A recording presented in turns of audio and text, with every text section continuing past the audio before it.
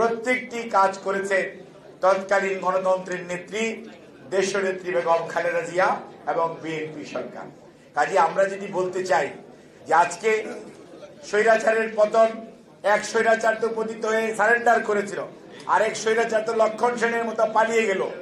এখন স্বৈরাচারের দূষণরা যে আছে তার কিন্তু গত 3 মাস যাবৎ প্রতিদিন একটা করে ইস্যু তারা বানাচ্ছে, মাঠে ছেড়ে দিচ্ছে।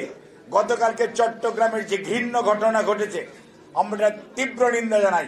কাজে মনে রাখতে হবে, স্বৈরাচারের পতন হলেই স্বৈরাচারী মনোভাব শেষ হয়ে যায় না। স্বৈরাচারের একজন পালিয়েছে, স্বৈরাচারের দূষণরা এখানে আছে। কাজে বর্তমান সরকারকে নিশ্চিত করতে হবে, ডক্টর ইউনূস স্যার সহ তার উপদেষ্টা অন্তর্বর্তীকালীন সরকারকে, স্বৈরাচারের যত দূষণ আছে তাদেরকে অনতিবিলম্বে যদি আইনের আওতায় না আনা হয় তাহলে দেশে এইরকম বিশৃঙ্খলা বিভিন্ন নামে সাম্প্রদায়িক অসাম্প্রদায়িক বিভিন্ন ইস্যুতে বিভিন্ন ধরনের আন্দোলন সৃষ্টি করার চেষ্টা করা হবে। কারণ তারা দেশের লক্ষ লক্ষ কোটি টাকা পকেট করে তারা আজকে টাকার কুমির বনেছে। আইনি বেআইনি অস্ত্র তাদের কাছে সবচেয়ে বেশি আছে, 15.5 বছরে জোগাড় করেছে। সুবিধাভোগীর শ্রেণী তাদের কাছে বেশি আসে। কাজেই তারপরেও আশার জিনিস যেটা, সেটা হচ্ছে এই জনতার ঐক্যের সামনে কোনো কিছুই টিকে না।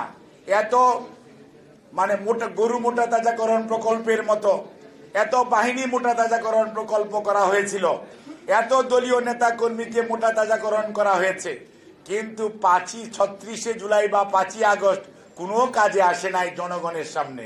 কাজেই মনে রাখতে হবে, যতই ষড়যন্ত্র করা হোক না কেন, কোন ষড়যন্ত্রই জনগণ ঐক্য যেটি তৈরি হয়েছে জনগণের অধিকার আদায়ের জন্য বাংলাদেশের সবচেয়ে জনপ্রিয় নেতা এই মুহূর্তে গণতন্ত্র পুনরুদ্ধারের নেতা বিএনপির ভারপ্রাপ্ত চেয়ারম্যান জনাব তারেক রহমানের নেতৃত্বে জাতীয় ঐক্যবদ্ধ জনগণের অধিকার ফেরত আদায়ের জন্য যে আন্দোলন, সেটি সমাপ্তির লক্ষ্য যতক্ষণ পর্যন্ত অর্জিত না হচ্ছে জনগণ ঘরে ফেরত যাবে না।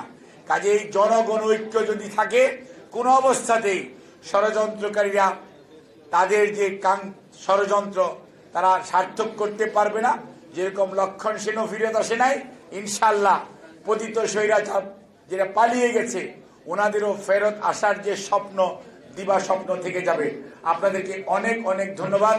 আমি অত্যন্ত দুঃখিত মাননীয় প্রধান অতিথি এবং সভাপতির প্রতি। আমি যদি সব বক্তব্য শুনতে পারতাম খুবই ভালো হতো, কিন্তু আমি বিশেষ প্রয়োজনে আমি চলে যেতে হচ্ছে, সেই জন্য আমি আপনাদের কাছ থেকে বিদায় নিচ্ছি এবং দুঃখ প্রকাশ করছি।